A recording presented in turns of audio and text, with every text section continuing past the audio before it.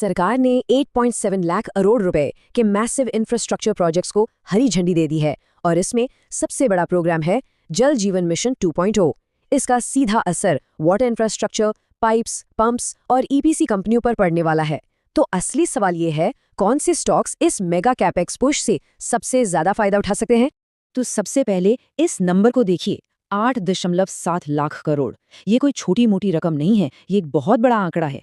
Union cabinet ने जल जीवन मिशन के अगले फेज के लिए इतने बड़े आउटले को मंजूरी दी है।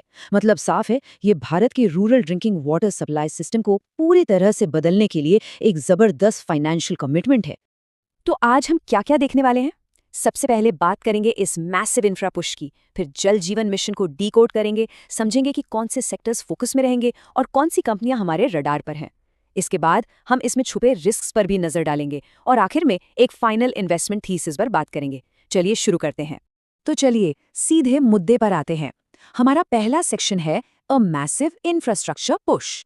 और यहाँ जो सबसे बड़ी बात समझने वाली है वो ये है कि सरकार का फोकस अब सिर्फ इंफ्रा बनाने से हटकर सर्विस डिलीवरी पर शिफ्ट हो रहा है। ये एक बहुत ही बड़ा स्ट्रेटेजिक बदलाव है। आप जरा इन नंबर्स को देखिए। 2019 में जब ये मिशन शुरू हुआ तो केंद्र का आउटले था करीब 2.08 लाख करोड़ रुपए, लेकिन अब सरकार ने इसमें 1.51 लाख करोड़ और जोड़ दिए हैं। तो अब टोटल सेंट्रल असिस्टेंस हो गया है 3.59 लाख करोड़ रुपए। और जैसा हमने शुरू में देखा, पूरा प्रोग्राम अब लगभग 8.7 लाख करोड़ का है। ये दिखाता है कि सरकार इस मिशन को लेकर कितनी सीरियस है। चलिए अब तक के सफर पर एक नजर डालते हैं। सोचिए 2019 में सिर्फ 17% ग्रामीण घरों में नल से पानी आता था।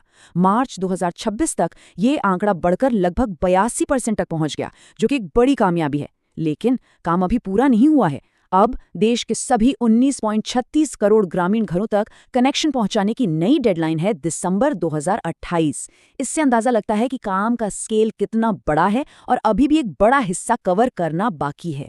तो प्रोग्रेस तो काफी अच्छी हुई है, लेकिन अब सवाल ये उठता है कि जल जीवन मिशन के इस नए वर्जन मतलब 2.0 में आखिर नया क्या है? चलिए अगले सेक्शन में इसी को समझते हैं। अच्छा, नए बदलावों में जाने से पहले एक बार मिशन का जो कोर ऑब्जेक्टिव है उससे याद कर लेते हैं। हर घर जल, मतलब भारत के हर ग्रामीण घर में एक फंक्शनल टैप कनेक्शन के जरिए साफ और पर्याप्त पीने का पानी पहुंचाना। यही इसका मेन गोल है। अब देखिए, यही है सबसे बड़ा बदलाव। JJM 2.0 का नया फोकस सिर्फ पाइपलाइन बिछाना नहीं है, नहीं, अब जोर है एक सस्टेनेबल सर्विस डिलीवरी मॉडल बनाने पर। इसका मतलब क्या है? इसका मतलब है कि पानी सिर्फ पहुंचेगा ही नहीं, बल्कि लगातार अच्छी क्वालिटी में मिलता रहेगा और पूरा सिस्टम सालों साल ठीक से काम करेगा। इसके लिए लोकल गवर्नेंस को मजबूत किया जाएगा, डिजिटल मॉनिटरिंग से ट्रांसपेरेंसी लाई जाएगी और ये भी पक्का किया जाएगा कि पानी का सोर्स ही लॉन्ग टर्म के लिए सस्टेनेबल हो। और इस नए फोकस को जमीन पर उतारने के लिए सरकार कुछ नए इनिशिएटिव्स भी लाई हैं। पहला है सुजलाम भारत। ये एक डिजिटल फ्रेमवर्क है जो पानी के सोर्स से लेकर आपके नल तक पूरे सिस्टम को मैप करेगा। फिर है जल अर्पण, जिसके तहत ग्राम पंचायतें खुद काम पूरा होने का सर्टिफिकेट देंगी। और तीसरा है जल उत्सव, जो एक एनुअल कम्युनिटी इवेंट होगा जिसमें लोग खुद सिस्टम का रिव्यू और मेंटेनेंस करेंगे। ये सारे कदम इसलिए जरूरी हैं ताकि जमीनी स्तर पर अकाउंटेबिलिटी और ओनरशिप की भावना आए। अच्छा, इतनी बड़ी सरकारी पॉलिसी का मार्केट पर क्या असर होगा? पैसा जाएगा कहाँ? हमारा अगला सेक्शन इसी पर है, की सेक्टर्स इन फोकस। चलिए देखते हैं ये पैसा किन इंडस्ट्रीज में फ्लो करेगा। तो देखिए, इस भारी भरकम खर्च का फायदा सीधा सीधा इन 4 सेक्टर्स को मिल सकता है। सबसे पहले पाइप्स और फिटिंग्स कंपनियां, जाहिर है क्योंकि हर घर तक पाइपलाइन बिछानी है। फिर आती हैं ईपीसी कंपनियां, मतलब वो जो इंजीनियरिंग से लेके कंस्ट्रक्शन तक इन बड़े प्रोजेक्ट्स को असल में जमीन पर उतारती हैं। तीसरा, पंप मैन्युफैक्चरर्स, जिनके बिना पानी को ट्रांसपोर्ट करना मुमकिन नहीं। और चौथा, वाटर ट्रीटमेंट और टेक्नोलॉजी कंपनियां, जिनका काम पानी की क्वालिटी को मेंटेन करना होगा। तो अब आते हैं उस सवाल पर जिसका सबको इंतजार रहता है कि कौन सी कंपनियां। लेकिन एक मिनट, आगे बढ़ने से पहले ये साफ कर दें कि ये एनालिसिस सिर्फ एजुकेशनल पर्पस के लिए है। ये किसी भी तरह की इन्वेस्टमेंट एडवाइस नहीं है। केंद्रीय मंत्री अश्विनी वैष्णव का ये बयान इस मिशन की नई दिशा को बिल्कुल साफ कर देता है। उन्होंने कहा, प्रोजेक्ट को पूरी तरह से रीस्ट्रक्चर किया जा रहा है। अब फोकस इंफ्रा बनाने से हटकर सर्विस डिलीवरी पर होगा। इसका सीधा मतलब यह है कि उन कंपनियों को फायदा हो सकता है जो सिर्फ प्रोडक्ट नहीं बेचती, बल्कि लॉन्ग टर्म सोल्यूशन और मेंटेनेंस सर्विसेज भी देती हैं। तो चलिए कुछ कंपनियों के डेटा को देखते हैं, जैसे वाईटेक वाबाग। इनकी ऑर्डर बुक देखिए 16,300 करोड़ रुपए से भी ज्यादा की है। और इसमें एक खास बात यह है कि ईपीसी के साथ ओएनएम यानी ऑपरेशन और मेंटेनेंस का भी बड़ा हिस्सा है, जो एक स्टेबल रेवेन्यू देता है। इसी तरह एनवायरो इंफ्रा इंजीनियर्स के पास भी प्रोजेक्ट्स और ओएनएम मिलाकर लगभग 2,800 करोड़ रुपए की ऑर्डर बुक है।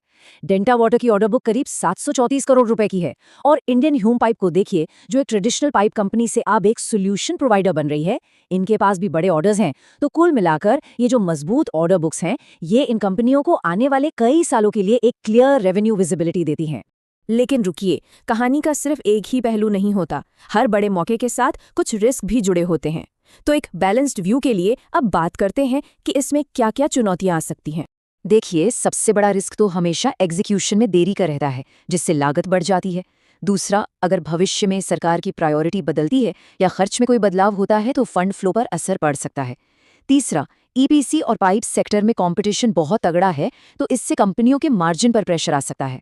और आखिर में, गांव के लेवल पर लॉन्ग टर्म मेंटेनेंस को बनाए रखना अपने आप में एक बहुत बड़ी ऑपरेशनल चुनौती है। तो इन सब बातों का निचोड़ क्या निकलता है? चलिए अपने फाइनल एनालिसिस पर आते हैं और पूरी बड़ी पिक्चर को एक साथ समझने की कोशिश करते हैं।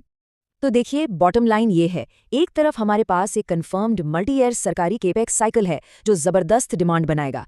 ये एक बहुत बड़ा मौका है, इसमें कोई शक नहीं। लेकिन दूसरी तरफ चुनौती भी उतनी ही बड़ी है। कामयाबी उन्हीं को मिलेगी जिनका एग्जीक्यूशन मजबूत होगा, कैपिटल मैनेजमेंट एफिशिएंट होगा और जो ग्राउंड रियलिटी को अच्छे से हैंडल कर पाएंगे। मतलब मैक्रो लेवल पर स्टोरी बहुत पॉजिटिव है, लेकिन कंपनी लेवल पर फंडामेंटल्स को परखना सबसे ज्यादा जरूरी होगा। और यहीं पर मैं आपको इस एक सवाल के साथ छोड़ना चाहूंगा, जब हमारे सामने एक clear multi year capex cycle है, तो आखिर वो कौन सी कंपनियां हैं जो एग्जीक्यूशन के रिस्क से निपट कर एक सस्टेनेबल ग्रोथ दे पाएंगी? इस पर सोचना और अपनी रिसर्च करना बहुत जरूरी है। अगर आपको ऐसे पॉलिसी पर आधारित मार्केट एनालिसिस पसंद आते हैं तो इस वीडियो को लाइक करें और इन्वेस्टमेंट की पाठशाला चैनल को सब्सक्राइब करना ना भूलें।